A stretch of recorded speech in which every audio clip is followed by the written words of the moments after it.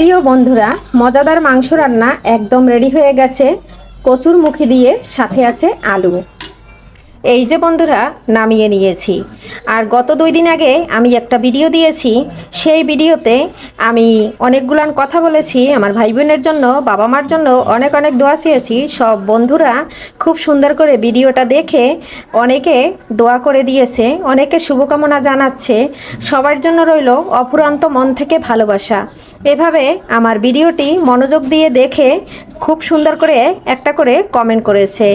আবার অনেক বন্ধুরা কিন্তু ওইভাবে কমেন্ট করে নাই, তাই আমি সবার নাম বললাম না।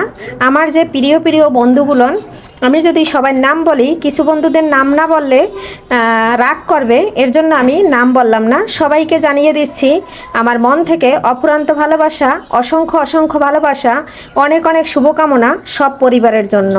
এবং সবাই আমার ভিডিওটি মনোযোগ দিয়ে দেখার জন্য সবাইকে জানাচ্ছি আবারও অনেক অনেক অভিনন্দন। নমস্কার বন্ধুরা, সবাই কেমন আছেন? আমি পাপড়ি কিচেন অ্যান্ড ব্লগ থেকে চলে আসলাম আপনাদের মাঝে নতুন একটা রেসিপি নিয়ে। এখানে একটা মুরগির মাংস কেটে নিয়েছি, তবে মুরগিটা কিন্তু পোলট্রি মুরগি। আর আজকে রান্না করব বন্ধুরা, সাথে আছে আস্ত আস্ত কচুর মুখি আমি কেটে নিয়েছি। আর সাথে কিন্তু আমার ছেলের জন্য কয়েকটা আলু আস্ত কেটে নিয়েছি। আর 2টা আলু একটু বড় আছে, তাই মাঝখান থেকে একটু কেটে নিয়েছি। আর এটা হবে ছেলের আজকে ফেভারিট খাবার। কচুর মুখি দিয়ে মাংস রান্না করলে মাংস কিন্তু খেতে দুর্দান্ত হয়। আর কে কে খেয়েছেন অবশ্যই কমেন্ট করবেন। মাংস রান্নার মধ্যে দিচ্ছি আস্তা রসুন, আস্তা পেঁয়াজ। সাথে থাকেন বন্ধুরা কিভাবে রেসিপিটি তৈরি করি। কড়াইতে পর্যাপ্ত পরিমাণে তেল দিয়ে দিচ্ছি এবং কচুর মুখি আলুটা দিয়ে ভেজে নেব। কচুর গাঠিতে একটু লবণ দিয়ে দিচ্ছি, সামান্য একটু হলুদ দিয়ে দিচ্ছি। নেড়ে চেড়ে খুব সুন্দর করে ভেজে নেব। আর এইভাবে ভেজে কচুর মুখি রান্না করলে গলা ধরা ভাবটা কিন্তু থাকে না। আর আজকে আমি মাংস দিয়ে রান্না করতেছি মজাদার কচুর মুখি।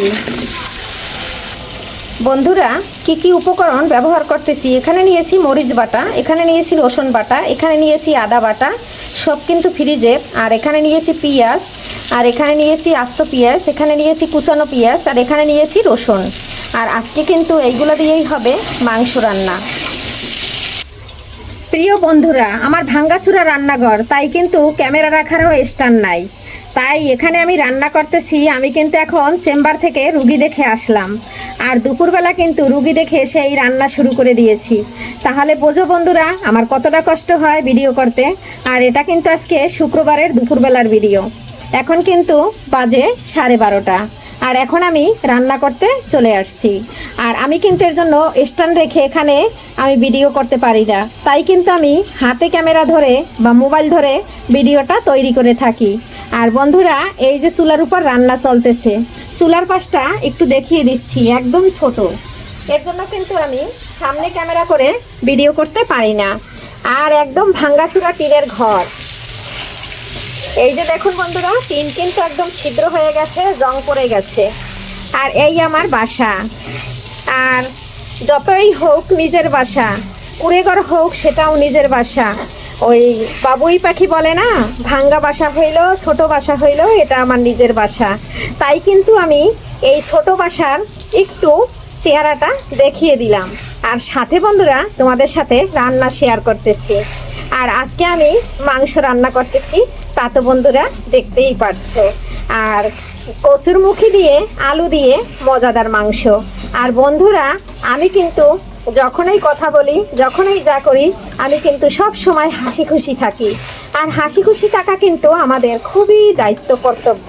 তার কারণ হাসি খুশি যারা থাকে তাদের মন ভালো থাকে, এবং অতিরিক্ত হাসি খুশি থাকলে হার্ট ভালো থাকে। তবে বন্ধুরা, আমি যে কয়েকটা কথা বললাম এটা সবাই মাথায় রাখবে। কারো যদি মন খারাপ থাকে, মন খারাপের সময়ও হাসবে। হাসলে পরে আমাদের হার্ট কিন্তু ভালো থাকে। তবে খুব ভালো থাকার জন্য একটা টিপস দিয়ে দিলাম, কেমন লাগলো বন্ধুরা?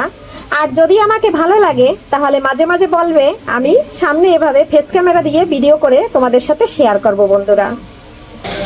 কচুর মুখি আর আলুটা আমার ভাজা হয়ে গেছে। এই যে এখন আমি এটা তুলে নেব। খুব সুন্দর করে গাঠি আর আলুটা উঠিয়ে নিয়েছি। এখানে ফোড়নে দিয়ে দিচ্ছি শুকনা লঙ্কা আর তেজপাতা, অফ ক্যামেরায় দিয়ে দিচ্ছি দারচিনি আর সাদা জিরা, আর এখানে দিয়ে দিলাম 5টা এলাচ থেতো করে। এখন আমি দিয়ে দেব আস্ত মশলা। বন্ধুরা রসুনটা রেখে দিয়েছি আর সম্পূর্ণ মশলাটা এখানে দিয়ে দিচ্ছি। যেহেতু আমার মশলাটা মাত্র ডিপের থেকে বের করা, এর জন্য একদম বরফ। ভাবছি যে কখন না কখন আসতে পারি চেম্বার থেকে, বের করে রেখে যাব না, আইসা বের করে রান্না করব। দেখুন বন্ধুরা মশলাটা কিন্তু ভাজা ভাজা হয়ে গেছে। এই পর্যায়ে জল দিয়ে দেব। জলটা দিয়ে দিয়েছি। এখন আমি একটু নেড়ে চেড়ে গুঁড়ো মশলাগুলো দিয়ে দেব। 1 চামচ লবণ দিয়ে দিচ্ছি। এখন দিয়ে দিলাম হলুদ।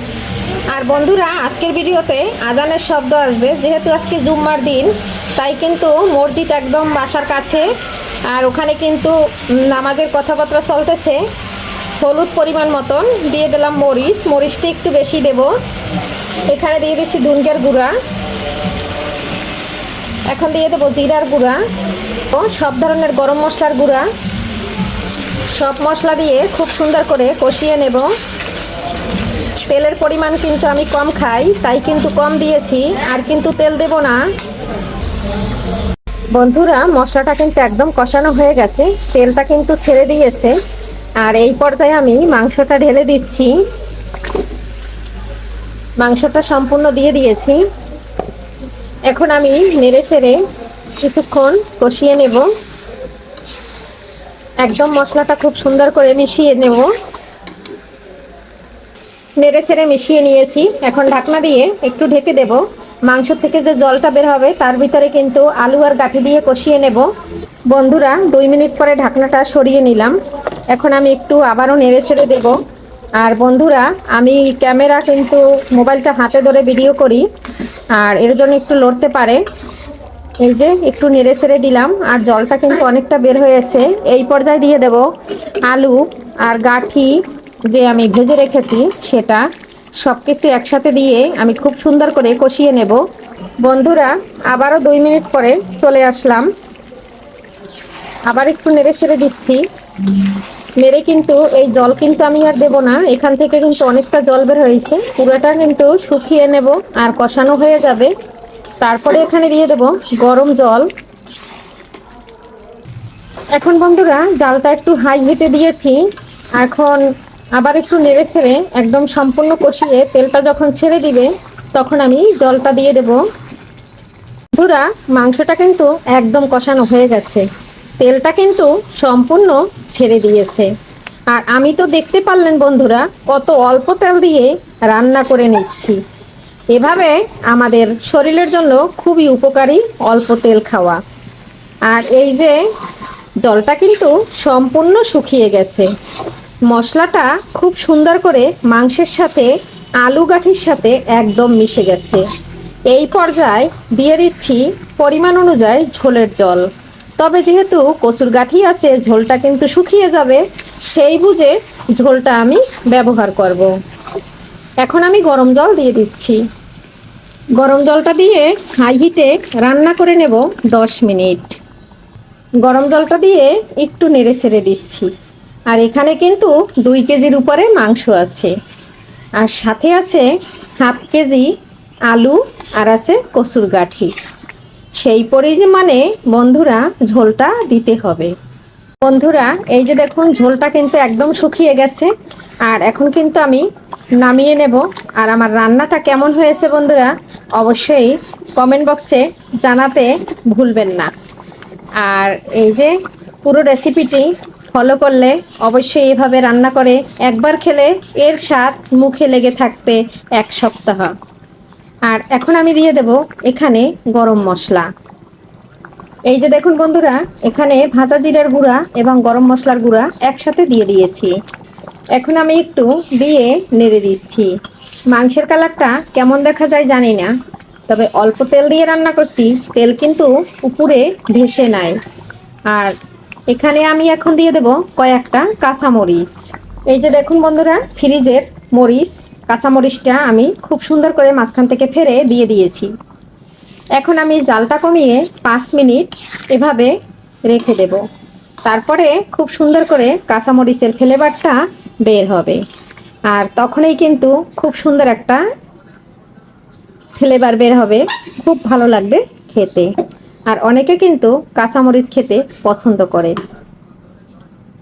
বন্ধুরা ফাইনালি কিন্তু 5 মিনিট পরে চলে আসলাম। এই যে আমার রান্নাটা একদম ডান হয়ে গেছে।